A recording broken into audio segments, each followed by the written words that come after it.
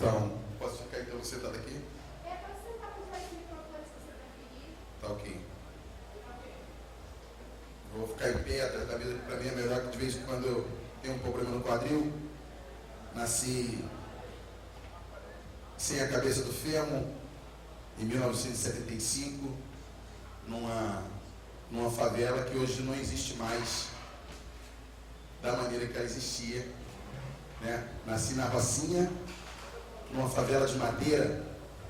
70% das casas que tinham na Rocinha quando eu nasci era de madeira, e quase 80% das casas não tinham saneamento básico. Quando chovia, a gente tinha que segurar a casa, não é segurar o móvel para não perder o móvel. Hoje em dia o pessoal segura a cama, antigamente a gente segurava no barraco, né? Mas a minha trajetória dentro da escola não foi muito feliz por conta desse meu problema. Eu abri o quadril 16 vezes, né? E toda vez que eu abria o quadril, né, eu engessava do peito até o tornozelo, era um macacão, e aquilo demorava bastante tempo para que eu pudesse realmente ter uma recuperação. Então, por isso, hoje eu não consigo ficar muito tempo sentado, nem muito tempo deitado, nem muito tempo em pé, né? Então, quando eu entro dentro de uma van, que o percurso é muito longe, dentro de um voo, que o percurso é muito longe, dói a perna, mas é só nesse momento. A necessidade de estar sempre em atividade, estar sempre em movimento, e achar que qualquer hora dessa, e eu não estou livre ainda, né, de fazer uma nova cirurgia, eu acho que essa coisa de parar de novo no hospital e ter minha vida por um tempo interrompida fez com que eu andasse muito, gostasse muito de conhecer pessoas e lugares. E a Igreja Católica desenvolvia alguns trabalhos, alguns projetos dentro da Rocinha, entre a ASPA, né, que é a Associação Padre Anchieta, onde eu comecei a entender não, né? Comecei a lixar um pouquinho a madeira e dizer que trabalhava com marcenaria, mas só lixava as coisas, sentia o cheiro das tintas, da madeira. Depois fui fazer eletroeletrônico, me crismei, fiz primeira comunhão, tudo ali, grupo jovem e tal. Fazia a coisa do círculo bíblico, que era a interpretação de texto que eu não tinha na escola. Aliás, era muito melhor do que o que a escola fazia em termos de interpretação de texto. A igreja me fez falar em público, a igreja me fez, né, me deu, ou eu encontrei na igreja uma maneira de exercer isso, não sei, mas foi dessa maneira. E o meu pai tocava com o Jackson do pandeiro, né? Meu pai é alcoólatra, se envolveu dentro de uma luta dentro da Rocinha, que era os mutirões, fazendo música para movimento, né? Tem um livro chamado Varal de Lembrança, feito na década de 80, que conta a história da Rocinha, que o meu pai está lá como cantor de movimento, cantando o movimento do mutirão, né? Eu tenho esse livro. E eu acho que essa coisa de me espelhar no mutirão, de olhar o mutirão como funcionava, porque era assim, quando chovia, lá na Rocinha, enquanto todo mundo não tivesse um lugar seco para dormir, ninguém dormia, né? É essa a essência que tem que ser colocada, ou que tem que ser resgatada dentro das favelas hoje. Porque hoje a polícia está proibindo o carro de subir, não pode vir com o carro até aqui. O cara fala, eu não tenho carro, né? Sabe? Ah, mas está atrapalhando a creche na hora que eu não tenho filho.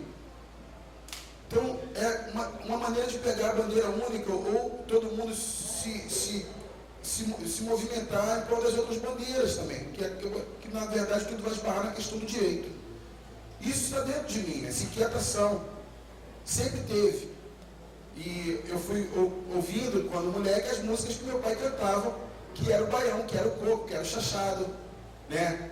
Que era samba também, que meu pai gostava de alguma coisa, mas não tinha para ouvir. O boom do samba veio em 1985 com uma rádio chamada Rádio Tropical, com o surgimento realmente do Cacique de Ramos, falando das coisas que eu via, que era o tal barraco, o telhado de zinco, era a minha realidade. Não que a realidade que eu estava ouvindo do Nordeste, da seca, da fome, do pau de arara, não fosse a minha realidade. É a minha realidade, porque meus pais são nordestinos, pai e mãe paraibanos. Eu sou filho de uma imigração maior que existiu na Terra até hoje. 28 milhões de brasileiros deixaram a região nordeste do Brasil para a região sudeste, uma coisa jamais vista na história. A não ser quando o pessoal expulsa, se vai esvaziar uma cidade inteira, como aconteceu há pouco tempo na China, que aí tinha, mas é outro tipo de imigração. Hoje, a gente que chega dentro da cadeia e a gente olha, todo mundo que está dentro da cadeia parece comigo. Porque ou são filhos da fome, do Nordeste, ou são filhos dos açoites da senzala. Essa mistura dentro da favela de pessoas de diferentes lugares e crença e culturas é que deu o alicerce para o funk se chegar no final dos anos 80 e encontrar dentro das favelas tanta cultura. E o funk, todo mundo se encontrou um pouquinho. O cara do samba se encontra no funk. O cara que era da folia de reis se encontra no funk. Ciranda de roda se encontra no funk, é só ouvir. O moleque do funk hoje dança frevo. Em melodia de samba, em cima do tambor milenar, e diz que é funk. E é. E há quem diga que o que ele está fazendo não nos pertence, que isso é uma cultura estadunidense, coisa maluca. Mas toda produção cultural a qual eu me envolvi quando eu era adolescente, está alimentando hoje os meus filhos, um que já está entrando na adolescência. Isso eu tenho um orgulho muito grande. Não sei o que seria de mim se eu tivesse realmente entrado dentro de uma sala de aula. Esse dia a repórter perguntou para mim, mas por que você não estudou? Eu falei, porque eu tinha medo do trote. Mas não tive nenhum tipo de atrativo no colégio. Na real, não tive. Coisa que me chamasse mesmo, Leonardo, muito pelo contrário. Né? O próprio colégio, a própria professora me colocou a própria diretora me colocou para o supletivo, porque eu estava já era um rapaz muito grande já, e estava fora como é que ela chamou, do perfil da turma, né? Eu estudava no colégio Desembargador Oscar Pinoli na Gávea, e ela me passou para o colégio Júlio de Castilho, também na Praça do Jockey, aonde eu fui estudar à noite. E estudar à noite é aquele negócio, né, cara? Nos anos 80, 89, estudar à noite não vai estudar, mano. Né? Eu fui logo arrumando um trabalho, e do trabalho eu não voltei mais para o colégio, parei na quinta série, fiz minha última cirurgia em 92, que aí foi o final mesmo de quando eu parei de estudar. Com 17 anos, eu fiz minha última cirurgia e foi a pior delas, porque aí já era diferente de quando eu era moleque, né? Já tinha namoradinha, já tinha aquilo tudo, já sabia o que estava perdendo, estando em cima de uma cama. Mas hoje, né, e eu falo que isso não é de 5 anos para cá, dos últimos 20 anos da minha vida, né, já fiz agora 20 anos, né, eu agradeço muito a Deus ter tido esse problema na minha perna, porque eu pude ter uma visão diferente do mundo, porque eu escolhi as coisas que eu ia estudar. Ninguém me colocou métodos do colégio, não vieram, mas vieram os meus métodos de curiosidade, de saber de como as coisas funcionam, de saber quem foi fulano, quem foi ciclano, como é que serve, para que serve cada palavra. Falou alguma coisa, eu não entendi, eu lembro que eu lia com o dicionário do lado, né? Eu fico vendo meu filho hoje na internet, qualquer palavra ele vai buscar de qualquer língua, eu falo assim, pô, isso era igual eu quando eu tinha a idade dele, porque eu já lia com o dicionário, quando eu nem sabia a importância da leitura, porque ninguém tinha falado para mim, eu só sentia a necessidade de ler. Eu só sentia a necessidade de ler. Agora, quando eu entro no funk, eu encontro um montão de gente querendo se divertir, e a minha função ali era realmente essa, me comunicar e me divertir. Era final do ano de 1992, eu estava me recuperando da cirurgia que eu tinha feito no início do ano, e eu andava com 2 moletas, andei até a Viápia, lá da Rocinha, depois de quase 1 hora de caminhada, um percurso que se faz em 5 minutos, eu ia parando, minha mãe com a cadeira do lado, toda hora que eu cansava, tá cansado, filho? Senta, eu sentava, tal, e continuava caminhando.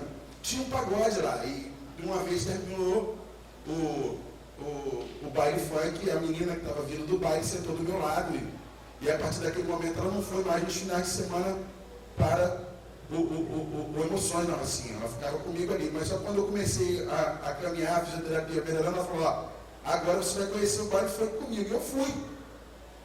E eu cheguei a primeira vez para curtir. E no primeiro dia que eu entrei dentro do baile, eu me inscrevi num concurso de rap. Sem ter rap. Sem ter nada. Eu falei, é fácil fazer isso aí, eu faço isso aí com o pé nas costas, me dá aí, tá? E acabei, cheguei em casa, eu falei pro meu irmão, Júnior, não, a gente vai se... Né, a gente vai ver se a gente consegue e tal, se inscrever, cantar. E aconteceu realmente o que eu esperava. A gente entrou numa tal de repescagem lá, já tinha acabado já, o cara falou, não, todas as galeras já pensou em si, porque não era um concurso de rap, era um concurso de galera. E quando chegou no domingo, o mascote e neném não foram para o baile, não foram comprar o barulho da galera do valão. Aí lá foi eu e meu irmão, né? Apenas com um refrão que a gente tinha feito no meio de semana, subir no palco para cantar. E a gente acabou sendo campeão desse concurso. Nós participamos de 10 concursos, fomos campeão de 9. Toda vez que a gente ganhava um concurso, a gente achava que a gente ia viver da música, porque a gente ganhava um concurso, aí pegava uma famazinha em 2 ou 3 comunidades, em 2 ou 3 bairros, e era chamado para ir cantar, né? Então a gente achava que a partir daquele momento todo mundo ia chamar a gente para cantar. E não dava certo, a gente tinha que voltar a trabalhar.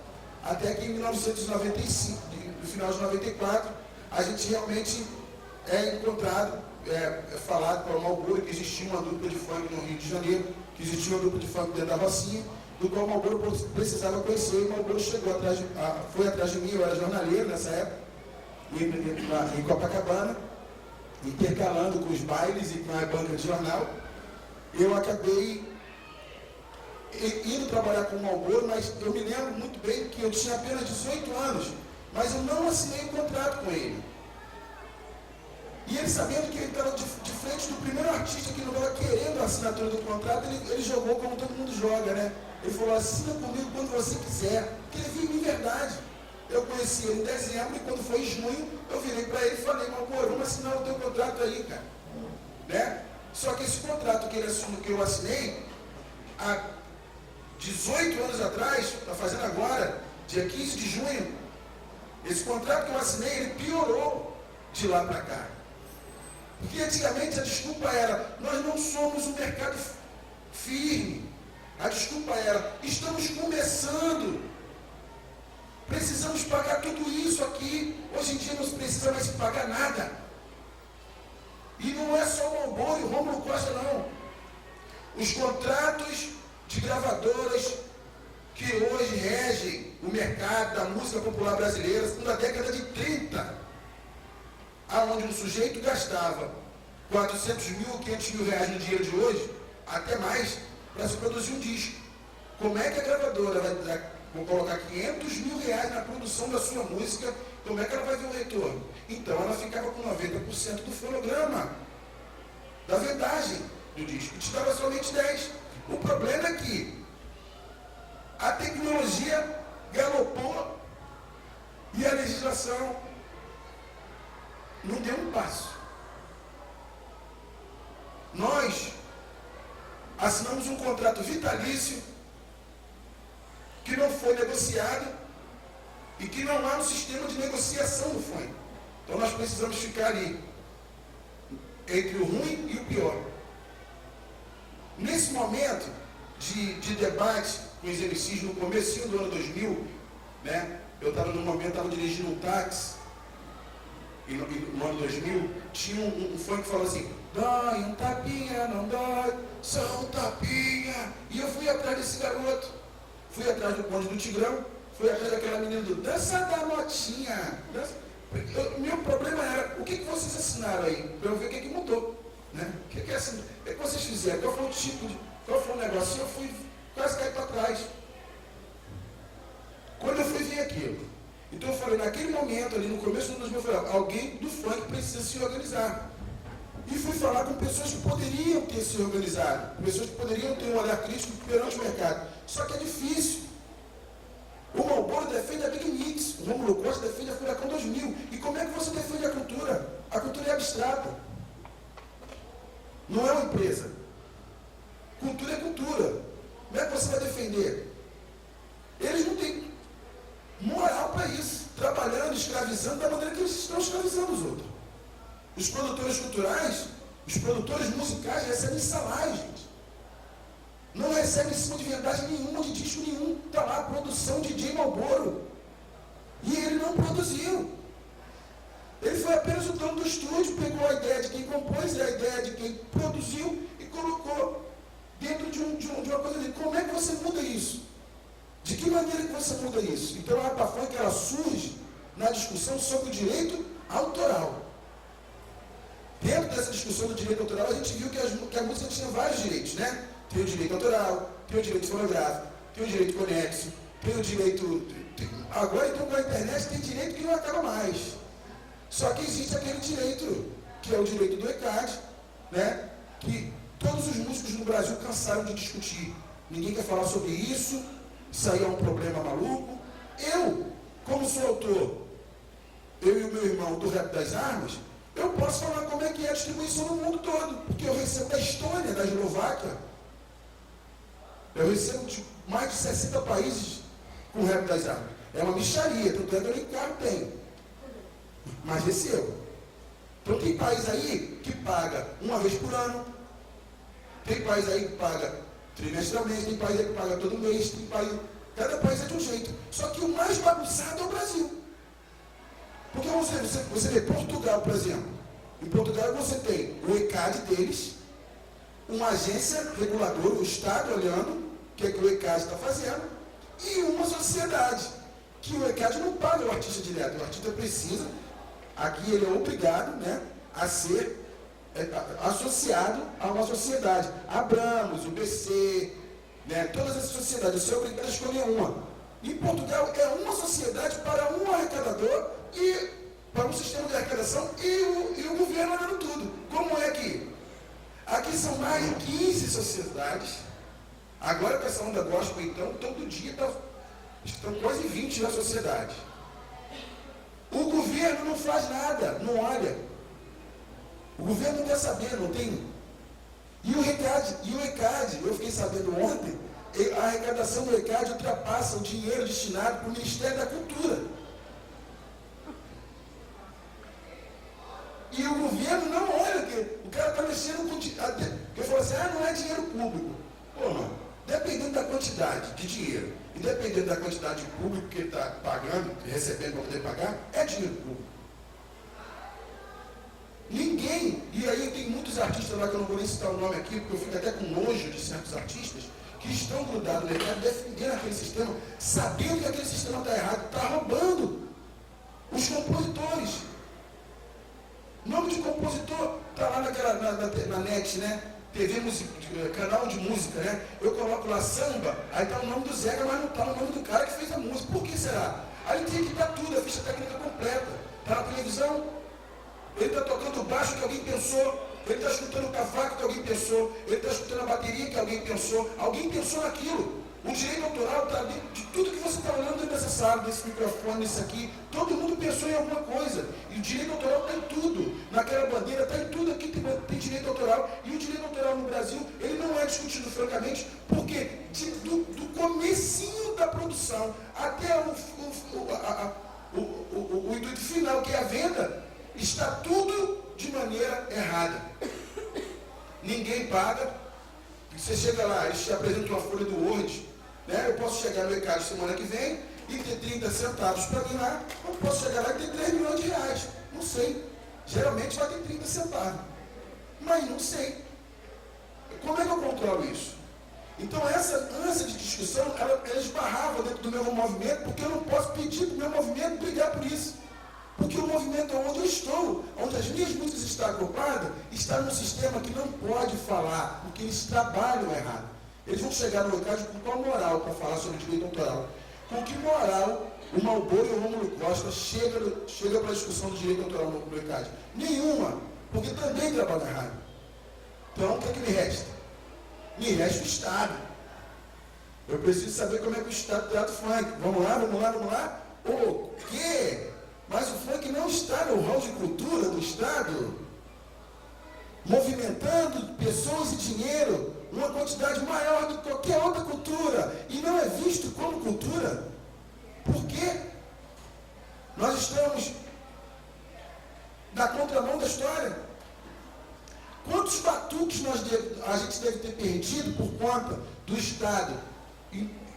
Porque uma coisa é o Estado não ajudar financeiramente, nem olhar aquilo ali, o fomento daquilo ali. Outra coisa é o Estado perseguir e apagar aquilo ali. E era exatamente o que tinha sobrado para mim na minha contestação sobre funk, Estado e mercado. O Estado dava para o funk caveirão, tiro, porrada e bomba. Era o que sobrava para a gente. Discussão sobre funk em lugar nenhum. O Malboro veio para mim e falou assim: pô, mas toda vez que troca o secretário de segurança, o comandante da polícia militar, eles sempre me chamam lá para conversar comigo. Eu falei: é mesmo? Tu é bandido? Pô? Tu é o quê? Tu é advogado? O que você é? Você é a polícia? Você já foi alguma vez na Secretaria de Cultura? Não, porque nunca me chamaram. Eu falei: pois é. Aí é que está. 20 anos para que a gente pudesse chegar dentro da Secretaria de Cultura e ter um entendimento, por melhor que fosse. Mas de que maneira fazer isso? De que maneira chegar nesse local? Sabia o que tinha que ser feito, mas eu não sabia como. O encontro da Adriana comigo se deu no começo de 2008. Né? Ela estava com uma pesquisa, eu tinha acabado de discutir com a galera da Fundação Getúlio Vargas, discutir com gente que hoje é minha amiga, que é o Luiz Moncal, lá da Fundação Getúlio Vargas, nem está mais lá ele. Mas eu discuti muito com ele na época, ele estava com uma pesquisa sobre funk, e eu odeio esse pessoal que fica fazendo pesquisa por telefone, eu odeio. Qual é a sua cor? Cara, pô, meu irmão, nem isso tu veio aqui para ver, né? Mas enfim, o pessoal quer saber quanto é que eu ganho, não sei quem está pagando a pesquisa, eu fiquei todo discutindo com eles. E fui fazer um show. Na mesma semana fui fazer um show com o Marcinho. E o Marcinho estava com a empresária dele, né? Uma das empresárias deles, bati um papo com ela sobre isso tudo, e ela encontrou a Facina e me ligou e falou: Leonardo, vou te mandar tal pessoa para você encontrar e conversar. Eu costumo falar que eu estava grávido da Adriana Facina, porque eu já estava esperando ela chegar, porque por tudo que eu já tinha lido sobre biografia, eu sabia que o lugar seria a universidade. Era a universidade. Eu achava para mim que ia vir pela produção cultural, né? Não, veio pela antropologia, mas tá bom. O negócio é que veio. O negócio é ter entendimento, saber o que é. Eu saía da Taquara, onde moro, para a Rocinha. A Facina saía de Niterói para a Rocinha sem pauta. A gente não tinha pauta. A gente só sabia que a gente tinha que trocar informação para saber se eu me encaixava dentro do processo que ela estava querendo fazer, da pesquisa dela, e ela querendo saber o que podia fazer dentro do que eu estava fazendo. Só que ela já estava com a experiência dela, né, dessa aproximação com as organizações defensoras de direitos humanos e tudo mais no Rio de Janeiro, ela está um passo à frente. E eu me lembro que ela virou para mim e falou: poxa, Leonardo, você tem coragem de fazer tudo isso que você está falando? Eu falei: tenho. Ela falou: porque está havendo um desperdício muito grande. Existe uma concentração de informação e uma experiência de vida sua que tem que ser passada para muita gente, para fazer com que essas pessoas apareçam para falar também, para que a gente possa fazer algum tipo de barulho. Vamos nessa? Vamos nessa. Primeiro dia. E, poxa, hoje eu estou aqui, né, conversando com vocês. Isso é resultado dessa predisposição, né, de se fazer alguma coisa para se projetar. Porque a palavra do cara está se projetando virou muito aquela coisa: o cara está chamando um holofote para ele, tal, né? O cara está querendo ser aquele cara do comercial da Nextel. Eu sou fera, eu sou o cara, eu não perco para ninguém. E não é assim a vida. O negócio é coletivo. Se não tiver coletividade, nenhum passo será dado. E é por isso... E é por isso que o Estado não vai fazer mais do que ele está fazendo, que o município não vai fazer mais do que ele está fazendo, que já é quase nada. Ele não vai fazer mais do que esse quase nada. Porque não é pensado coletivamente as ações do Estado. Ó, você quer ver uma coisa? A gente vai cantar domingo, lá no Viradão Cultural, em São Paulo. A minha resposta para eles foi simples, cara. Olha, a gente vai, tá? Eu só sou crítico ao Viradão Cultural. Sou crítico porque tem que existir? Tem que existir como a vela do bolo. Tipo, fizemos o dever de casa o ano todo, agora a gente vai comemorar. Vamos colocar todo mundo na rua para trabalhar. Mas não, o dinheiro da cultura, somente para fazer Viradão Cultural, transforma a prefeitura em produtora, transforma o dinheiro público numa farra, a cultura da farra, é outro tipo de cultura, né? A cultura da gastação do dinheiro público, e fica contratando artista que não precisa. Quando eu falo artista que não precisa, é artista que não precisa mesmo. Vocês sabem que a Cláudia Leite ganhou 6 milhões de reais? Vocês estão sabendo disso? A Cláudia Leite pegou 6 milhões de reais aí para fazer alguns shows pelo Brasil. Será que é isso, para isso que serve o dinheiro da cultura? A Cláudia Leite está numa posição hoje, na minha opinião, ela está numa posição de responsabilidade artística e social, de pegar o dinheiro dela e saber como é que ela pode fazer para fomentar a cultura. Não é pegar dinheiro público, não. Quem foi que disse que o show do Luan Santana custa 450 mil reais? Prefeitura. É ela que disse. É ela que detém. É o latifúndio da cultura. A Ivete Sangalo recebeu 600 mil reais para a inauguração de um hospital, que nem CTI tem. Mas ela estava lá toda pompuda. Mas o artista não fala isso na televisão porque não quer ficar mal com outro artista. Mano, a gente foi criado falando que filme brasileiro só tem o quê? Quem tem mais de 30 aqui, ou quem está mais de 25 a 30 anos aqui, nasceu ouvindo dizer que filme brasileiro só tem pornografia e palavrão, né? Filme brasileiro só tem sexo, né? O popular putaria e palavrão. É o que tem no filme brasileiro. O que foi feito? O que aconteceu? Glauber Rocha foi embora do Brasil com vergonha do que estava passando na tela de cinema. Direito dele, crítico dele, foi embora. Mas o que aconteceu para fazer com que esse mercado hoje se transformasse? Houve uma aproximação, né? Houve uma aproximação do governo perante as ações de cinema para fazer uma produção audiovisual que seja competitiva com o cinema no mundo. Legal? Legal, né? Na prática está a pior farra que eu já vi na minha vida. De Globo Filmes, quem puder colocar no YouTube depois assistir o Caio Blatt falando, né? Eu acho que ele dá uma aula, né, sobre o que é ser produtor de cinema no Brasil. R$1 milhão para o camarada poder aparecer na Ana Maria Braga. R$1 milhão, e é a Globo Filmes que paga. Mas a Globo Filmes paga para quem? Para a Globo. Como assim? O camarada faz 1 milhão de bilheteria e fica devendo 3 milhões da Globo. É assim que é. Ele vai dar a aula dele lá, né, para vocês aí que quer ter um bate-papo que ele está fazendo dentro da universidade mesmo. Só botar Caio Blatt, Detona Globo no YouTube que você vai ver o que eu estou falando. Pois bem, a parede, depois ele pede desculpa, ele vai fazer o quê, né? Eu não peço porque no encontro que eu tive com a Adriana a primeira vez, ela me apresentou um jornalista chamado Marcelo Salles, que hoje em dia, né, é uma das pessoas com quem mais falo e converso, enfim. Tenho ele mesmo como um espelho legal. Mas ele chegou para mim e falou assim, eu posso ligar o gravador? Aí, para a gente conversar, eu falei assim, pode, você pode, mas você não vai ligar o gravador aqui, não é por uma confiança que eu tenho, a Facina, apesar que eu tinha 2 dias somente conheci ela. Eu falei, e muito menos por confiança em você. Eu estou falando que você pode ligar o gravador porque eu acho que o que eu tenho para falar, outras pessoas têm que ouvir. E estamos, hoje, os artistas então estão de uma outra maneira. Eles não querem que ninguém saiba o que eles estão pensando, porque eles estão com medo dos contratos, ninguém me paga, pô. Eu não tenho contrato com ninguém, às vezes justamente não tenho por conta disso mesmo, por sempre me colocar do contrário lá atrás. Mesmo quando eu tinha 19 anos, já foi o contrário, mas como é que eu vou discutir?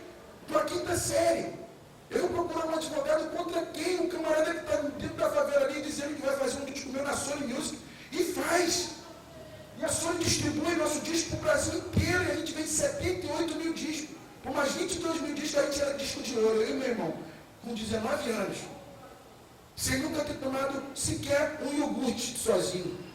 Sem nunca ter ido na região dos lagos, pegando avião para ir para tudo quanto é lugar do país. Essa era a minha realidade ali. De que maneira que eu ia lutar? Mas lá no fundo eu sabia, pô, mano, cessão total de direito, tinha alguma coisa errada nesse total aí. Meu problema era que aquele total que eu tinha assinado. Anos depois, a gente veio ver o que era aquele cessão total de direito, que eles chamavam de liberação de voz. Você saía do estúdio, gravava, agora tem que liberar a voz. Aquela liberação de voz era justamente abrir mão do fonograma. Mas enfim, com esse conhecimento de que o mercado estava ainda, né, Tem uma cláusula no contrato do Marlboro aí, acho que foi com... Tentou fazer com que o Batutinha assinasse, que ele queria ser dono das ideias. O cara tá vendendo a ideia. Se o camarada fizesse o hino nacional assoviando, era do Marlboro. Se ele jogasse bolinha pro alto, era do Marlboro. Né? Era o tipo de contrato agora, os últimos que eu vi. Né? Agora, como é que você freia isso? Judicialmente. A gente precisava ter força, eu não vou ficar ali eu chegando e batendo boca e chamando a responsabilidade somente para cima de mim. Eu não estou querendo ajeitar os contratos que eu assinei, estou falando de 18 mil músicas. 18 mil que tem no mercado de funk que está errado. A defensoria tem que levantar da cadeira e agir. A defensoria pública tem que agir. Não sou eu, não é a APA Funk.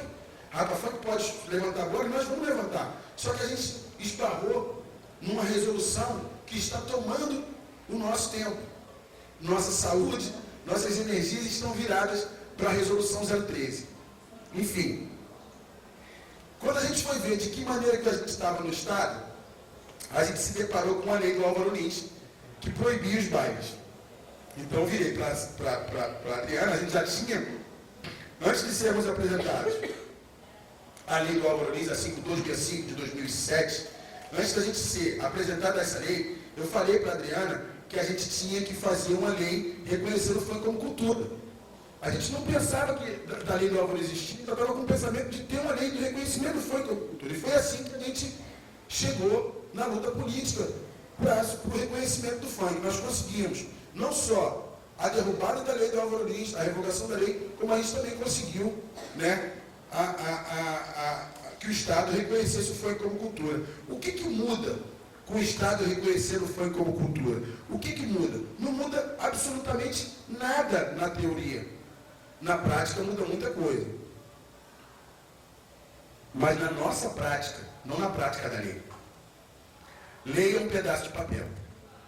A lei não serve para nada. A lei ela só passa a servir para alguma coisa quando alguém pega a lei e exige que ela seja respeitada. Agora ela vai ter um valor.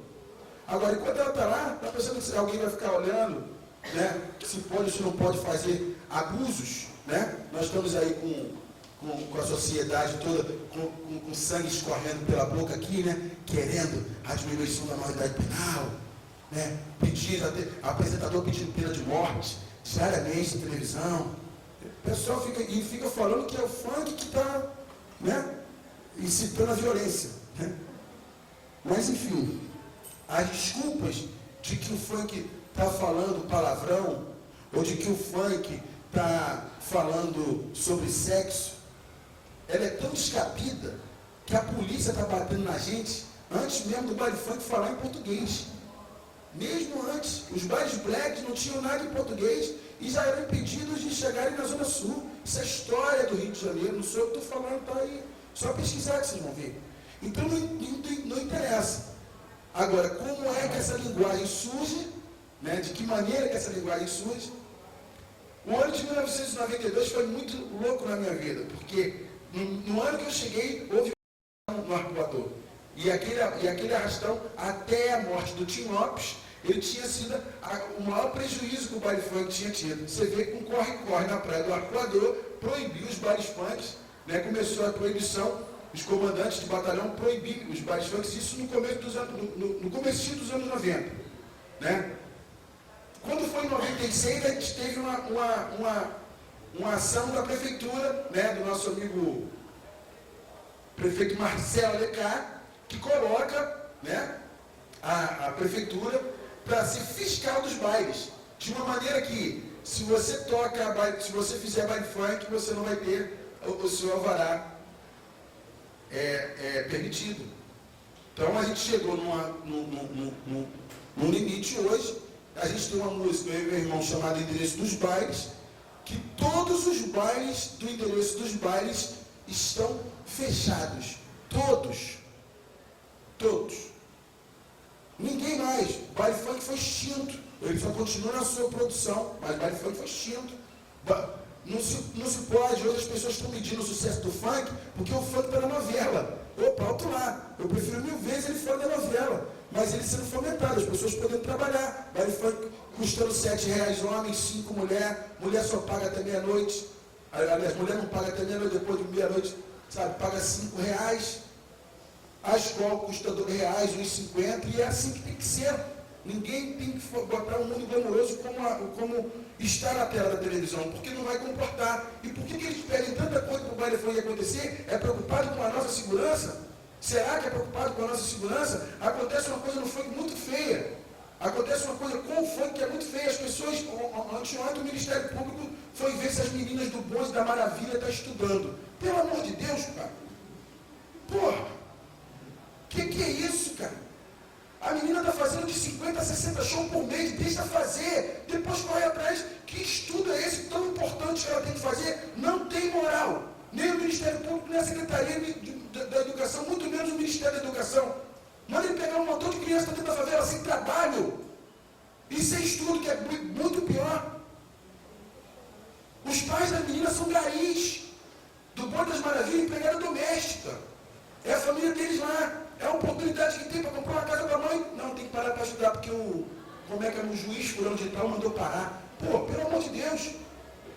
O problema não é mandar parar, é como ela vai fazer, de que maneira que ela vai fazer. É a mesma discussão do camelô. Nós não temos que discutir se o camelô vai ou não existir. Nós temos que discutir qual é a condição que o camelô vai trabalhar. Mas tem que garantir que o camelô trabalhe. Mas não, o Estado não tem esse tratamento. E aí virou uma caça às bruxas. Botaram na mão dos comandantes do batalhão a lei do Álvaro Lins e eles partiram para cima. Com a derrubada, surgiu, né?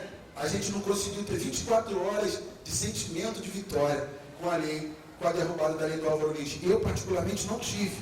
Eu ainda não engoli aquilo. Porque assim que a gente conseguiu revogar a lei do Álvaro, que a gente foi comemorar, agora a gente está igual a todo mundo, né? Só que a gente não sabia como todo mundo estava, meu amigo. Todas as culturas no Rio de Janeiro são caso de polícia. A polícia tem o poder de veto. A polícia militar do Rio de Janeiro tem o poder de veto de qualquer evento esportivo, social. E esse social é esportivo, social e cultural. Esse social é bem amplo, né? A polícia pode acabar com a reunião, se ela quiser. E o mais louco da 013, ela faz uma série de exigências que já estão na legislação normal, papapá.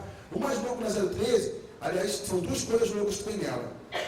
Ela é toda errada, só que tem duas coisas nela que são difíceis mesmo de você engolir. Vamos lá. Primeiro, o parágrafo único da 013 diz que fica a autoridade policial podendo ignorar qualquer item acima ou podendo pedir qualquer item que ele acha que deva.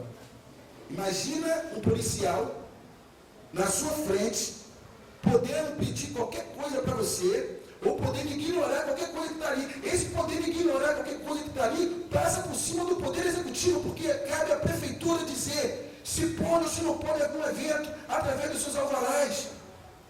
Passa por cima do corpo de bombeiro. Porque o corpo de bombeiro sim precisa dar o ok para a casa funcionar. E a prefeitura precisa dar o alvará, mas a polícia, no Estado democrático de direito, tão falado e repetido por aí, ela tem que ser avisada. Ela não pode ter o poder do veto. Imagina, o camarada pode pedir o que ele quiser. Vamos lá. Ela vai pedir a tampinha premiada da Coca-Cola de 1978. Se vira, meu amigo, senão não vai ter evento. Mas é praticamente isso, porque o camarada vai pedir 6. Nós temos casos aí de um cara pedir 6 roletas digital, não sei das quantas. Que o evento tenha segurança cadastrado na Polícia Federal. Mano, tem 600 pessoas aqui, mano. Pelo amor de Deus. Cadê o estacionamento? Estacionamento. Não tem estacionamento de evento, mano. Ninguém vai vir de carro pra cá não, parceiro. Pelo amor de Deus. Baile comunitário. Que baile comunitário? Baile comunitário não existe. Cadê na lei baile comunitário? Eu nem comprei a 013. E bota a 013 na nossa cara. A 013 nada mais é do que a carta branca para corrupção dos oficiais dos batalhões do Rio de Janeiro. É assim que eles estão ganhando dinheiro, colocando a cultura na mão deles se apoderando da cultura na mão deles para colocar um preço. Aí o camarada paga, mano. E quem paga, sabe como é que é? Quem paga não vai respeitar mais nada, porque ela pagou. Ah, 2 mil para funcionar? Tá bom. Aumenta o volume dessa porcaria aí. Leva o baile até tal hora. Aí, tá regado. Aí o camarada escuta o baile e fala assim, olha, tem que acabar com esse baile. Quem não gosta vai falar, olha o baile funk aí, ó. O cara não vai respeitar o horário, não vai respeitar o volume, porque se ele pagou um tenente para aquilo ali está funcionando, se ele pagou um tenente coronel, o que quer que seja. Então a nossa luta da 013, ela é muito maior do que o funk. A nossa luta pela derrubada da 013 não tem nada de exclusivo para a favela e nada de exclusivo para o funk. Porém, essa é a maneira encontrada pelos capitães que estão hoje nas favelas comandadas pelo PP. Essa maneira, essa ferramenta, essa relação que está acontecendo na 013 no meio, o camarada do lado todo. Isso está acontecendo lá, mas pode acontecer em qualquer parte da cidade, porque não está restrito para lá. O camarada vem me cobrar estacionamento num bairro dentro da cidade de Deus e faz um show para a Madonna, porque vai receber 100 mil pessoas sem estacionamento. Quem está na praia aí, eu, pelo menos desavisado, fui para a praia de Recreio, moro na Taquara, saí da praia às 6 e pouca da noite, era aniversário de um amigo, tinha um pagode lá, sabe como é que é? Ficamos até tarde. Saí, cheguei na Barra da Tijuca, para cortar a Barra da Tijuca, 2 horas, dentro de um carro, porque a Salvador Allende e a Abelardo Bueno estavam fechadas para o show da Madonna. Só entra ali morador. Olha o tratamento. É a única maneira de ter, Por quê? Porque se botar muito carro, vai vir muito carro, vai fazer muito estrago bem maior. Então vamos lá. Como é que vai ser feito o esquema para o evento acontecer? Não é se a Madonna vai vir. É como é que vai ser feito. É dessa maneira. Eu não estou falando que a gente está querendo distância do poder público, não. É muito pelo contrário. A gente quer uma distância, primeiramente, visando o princípio da viabilidade. O que seria? O baile vai acontecer. Primeira coisa, a gente vai sentar, antes da gente começar a conversar, a gente vai colocar lá no final. O baile vai acontecer. Agora a gente vai discutir como, quando, com quem, de que maneira, qual horário, tudo bonitinho. Aceito qualquer aproximação, inclusive da polícia. Agora, eu não posso sentar na frente da polícia para pedir a ele.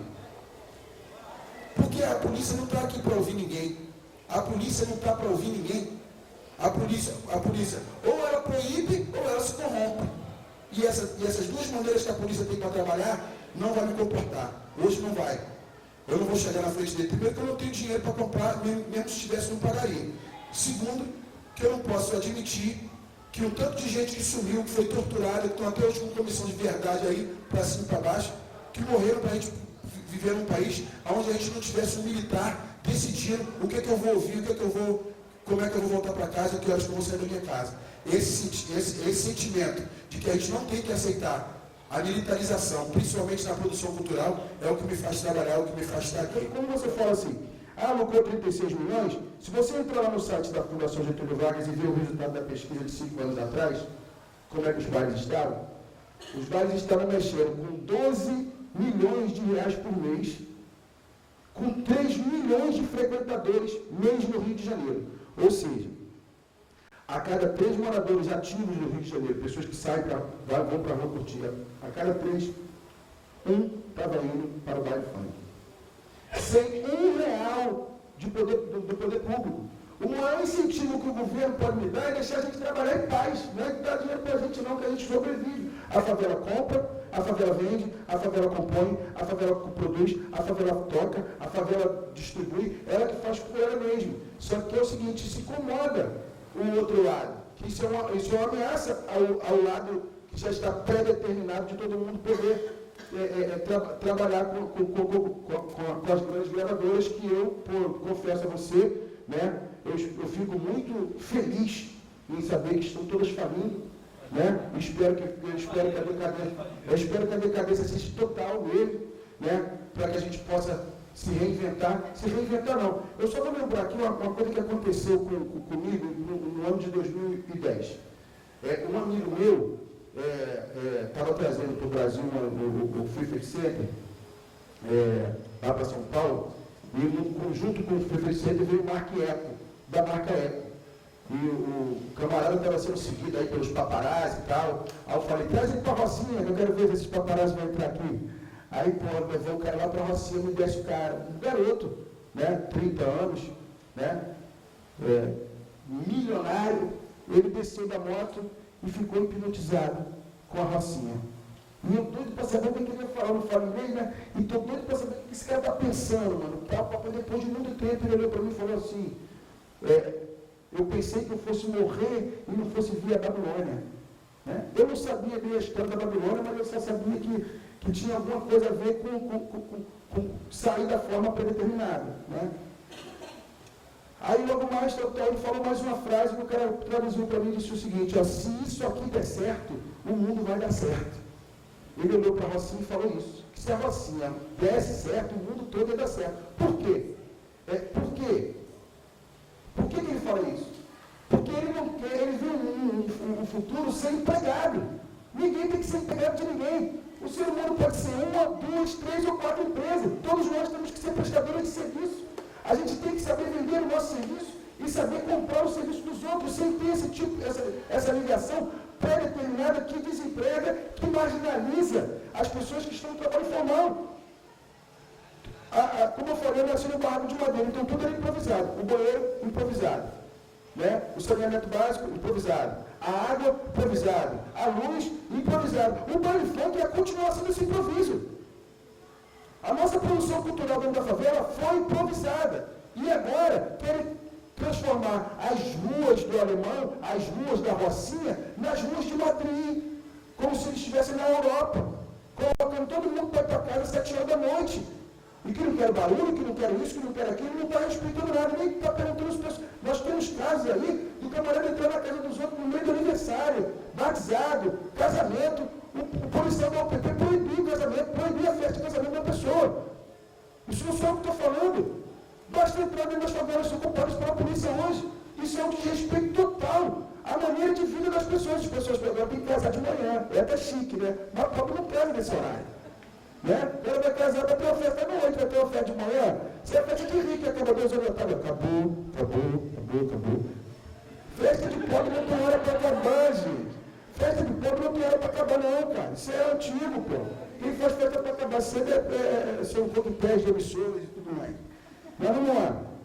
A economia criativa está dentro da pergunta, essa minha resposta dentro da pergunta da Joyce aí. Essa é a nossa economia, sabe? E que se a gente conseguir passar essa informação para o produtor cultural, a única coisa que a gente pode fazer hoje é passar a informação que temos com eventos como esse, fazendo outros mais, cada um dentro dos nossos locais, porque o camarada que está lá, dia 28, Gorila Preto, na Vila Kennedy, né? O cara é um propagador de cultura, pô.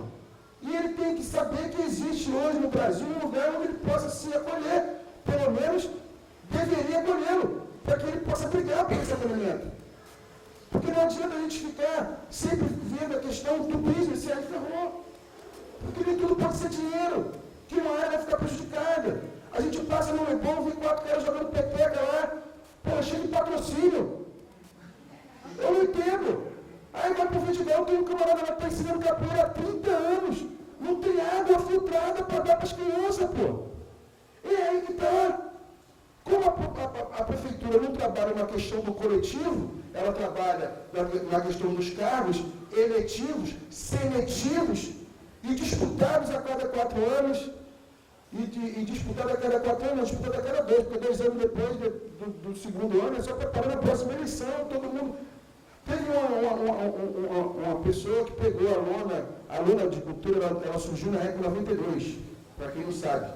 A lona cultural, ela surge, que era o camarim, que era uma lonazinha que estava sendo usada na época. Alguém pegou e levou para o bairro da Zona Oeste, eu não lembro mais qual foi. Eu só sei que a prefeitura teve uma grande ideia com aquela lona. Ih, vamos espalhar lona para tudo quanto é lugar. Não, pô, ela deu certo no local. Ajuda ela ali. No outro local não é a lona que tem que ter. Vê o que tem lá e fomenta o que tem lá. Não é pegar o que está aqui dando certo e espalhar pela cidade, fazer aquilo ali como se fosse uma produção maluca e deu no que deu. As lonas estão caindo aos pedaços. Ah, porque foi culpa de fulano, foi culpa de ciclano. Não, aquilo ali foi culpa de quem aceitou a norma daquela maneira ali. E aqui, quando eu falo a culpa de quem aceitou, eu estou jogando a tal da culpa, que eu nem gosto muito dessa palavra, mas eu estou jogando a tal da culpa de quem não tem informação. Então as pessoas só podem falar, mano, isso aqui não vai dar certo, quando elas tiverem a informação de que elas juntas podem realmente dizer qual é a finalidade de um aparelho cultural no seu local. Eu sei o que dá certo, eu sei o que não dá certo na perto da minha casa. Né? Se eu pudesse pedir alguma coisa lá para a estrada do Rio Grande, na Taquara, onde eu moro, né, eu saberia o que vou pedir. Mas acontece que a maioria das pessoas só sabe o que está faltando perto da casa dela. Isso é incrível. Sabe? É incrível. As pessoas não sabem conversar sobre a solução. Ela só sabe dizer o que está errado, porque ela não é trabalhada na cabeça dela a discussão para melhor. Ela só vai na padaria e ela fica ouvindo a reclamação. Ela vai enfrentar a fila do hospital e está ouvindo a reclamação. Então ela reproduz a reclamação. A televisão só mostra o que ela quer, dizendo que muita coisa que está errada está certa. Ela não sabe mais de que maneira trabalhar o que ela quer com o dia a dia dela, na questão de colocar no papel e fazer, editar, ou disputar esse jogo de carta marcada. Tem edital aí que fica no ar 2 horas. Rápido. Você tem que chegar lá, alguém tem que avisar para você que aquilo vai para o ar. Senão você não vai ser avisado. Né? Então, quer dizer, só o estilo, o tipo, o tempo, o momento que fica ali, você já nota que aquilo ali não é sério. Né? Então, quando a nossa relação, junto com a secretária de Cultura, foi justamente essa. Quando ela chegou para mim e falou, Leonardo, você está falando demais. O que é que você quer? Eu falei, eu quero falar, quero discutir edital com o pessoal do funk. Ah, então eu vou passar uma lista de edital para você que dá para sair. Eu falei, secretária, não, eu não quero discutir esses aí não. Esses aí é indiscutível, pô. Não tem como discutir esses com eles. Tem que fazer um único exclusivo para eles. E a gente conseguiu fazer com que 25 projetos de R$20 mil cada um, né, fossem incluídos dentro da política cultural do Estado. Aí o pessoal falou, pô, Leonardo, tem ajuda do governo para finalização de filmes de R$3 milhões, e você fica satisfeito com 500 mil para uma cultura tão grande quanto o funk. Eu falo, não, cara, o problema aqui não é o valor. Poderia ser 50 centavos. Mas a diferença está. O que eles vão fazer com a gente nos próximos editais que vierem? Porque a partir desse momento a gente pode ser excluído. Que até então o funk não é excluído. Quem nunca foi incluído não pode ser excluído de nada. A gente só pode ser excluído no momento que a gente foi incluído. Então a gente foi incluído dentro da política cultural. A Rádio Nacional, a mesma coisa. Chama a gente lá para um debate na rádio sobre a lei. Eu falo sobre o funk, papapá. Aí o camarada vai vir e fala assim. O Guilherme, que era diretor da rádio, fala assim, não, manos, esse funk que você está falando aí não é o funk que a gente escuta na rádio. Eu falei, pois é. Pô, vocês têm quantas rádios vocês têm no Rio de Janeiro? Né? Qual é o momento que vocês destinam para o funk? Estamos lá, ó, fazer 2 anos agora, dia 25 de julho, já falamos sobre vários lançamentos de livro, recebemos ali várias de teatro, tudo quanto é lugar, e principalmente funk. Show, o pessoal fez enquanto a gente estava com um auditório, agora não, que parece que o Eike Batista comprou o prédio que a gente estava, né? Lá na Praça Mauá. Algumas pessoas dizem que ele não comprou, mas eu acho que ele comprou, acho que a gente não vai mais voltar para lá, né? Mas estamos lá na Rádio MEC, vocês todos aqui estão convidados para aparecer lá, né? Estamos na Gomes Freire 474, né? 3º andar, todo dia eu estou lá, de 3 às 4 horas, só hoje que o Teu João está fazendo o programa sozinho lá, porque eu vim cumprir esse papel aqui. Mas é dessa maneira, a nossa relação é de exigência. Tá? A nossa relação é de exigência. Nós batemos na porta de 70 deputados para discutir a lei do Álvaro Lins e para discutir a proposta de lei que a gente tinha para reconhecer o funk como cultura. Todos eles na exigência. Eu não conheço eles, não conheço nem o Freixo. Não sou amigo dele de longa data, é um grande militante que hoje está cumprindo a função de deputado, qual o mandato dele usei como parte da sociedade civil organizada para peticionar alguma coisa. Foi essa relação que a gente está lá. Agora, a Funk não é ponto de cultura, Aí eu faço a exigência para a secretária e a secretária fala assim, mas como é que seria isso? Eu falei, vamos fazer. Partindo para dentro, aí dias e dias trabalhando, chegando cedo no centro e podendo ver um monte de coisa no final de tudo, a secretária me liga, ô Leonardo, não tem um projeto da Aquafrank. Eu falei, mas eu ainda queria que a gente botasse projeto aí, meu Deus do céu. A gente tinha 3, 4 pessoas ativas dentro da Aquafrank, a gente não tem um número de gente, sabe? O nosso interesse ali no momento era garantir o edital e não colocar um projeto nosso. Era garantir, e